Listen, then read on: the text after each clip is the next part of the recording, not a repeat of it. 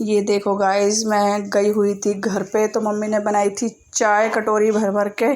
और हिमांशु भी आया था बाबू को खिलाने के लिए। और दक्षु मस्ती कर रहा था बहुत ज़्यादा। और हिमांशु कह रहा था दीदी इसकी एक आइस कैसे हो रही है, मेरी बच्चे की आँख से है ना अब भी बहुत दिक्कत हो रही है, इसको बहुत ज़्यादा परेशान हो रही है ये। और इसके पापा देखो आराम से गद्दे पर लेटे हुए थे, हम इनसे कह रहे थे ऊपर आ जाओ, बिल्कुल एसी के सामने लेटे हुए थे ये। फिर मैं बराबर में गई मौसी के इधर, वो हम उनको मम्मी भी बोलते हैं, हमारी मौसी मम्मी हैं, वो बराबर में रहती हैं बिल्कुल घर के। और दिवीशा आराम से सो रही थी, मैं उन्हें देख रही थी वो कहाँ पर गई हैं। तो बोली कि बेटा मैं चाय बना रही हूँ तेरे लिए, अभी आ रही हूँ, फिर बैठेंगे बात करेंगे आराम से। मैंने कहा ठीक है। मैंने कहा गर्मी में क्यों परेशान हो रही हो तुम।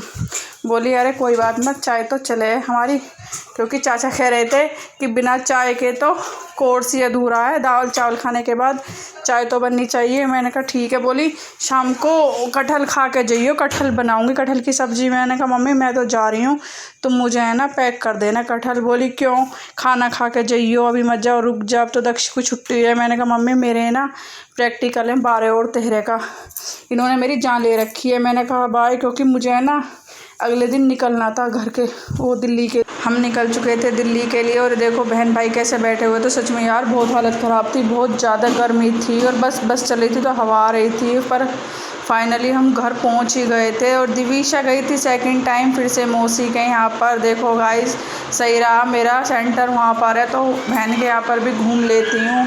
बेचारी हमारी मम्मी की रेल बनी हुई है मेरी वजह से, कि कभी दक्ष को पकड़ना, अब दिवीशा को पकड़ना। मम्मी बोली कोई बात नहीं, हमारा तो फ़र्ज है ये, हम नहीं पकड़ेंगे तो कौन पकड़ेगा। और ये देखो बच्चे कैसे मस्ती कर रहे थे आपस में बहुत ज़्यादा। अक्ष और दक्ष के तो बहुत ही हाथ चलते हैं, सुनते ही नहीं है किसी की, इन्हें कितना ही चिल्ला लो उनके फ़र्क नहीं है कोई भी। और शिवांग और मम्मी बात कर रहे थे, शिवांग पूछ रहे थे क्या खाओगे तुम लोग। मैंने कहा कुछ ही बना लो सिंपल सा हो। पर दीपाली बोली एक काम करते हैं बाहर से मंगा लेते हैं, तो चलो बाहर से लेने चल रहे हैं कुछ। मैंने कहा चल।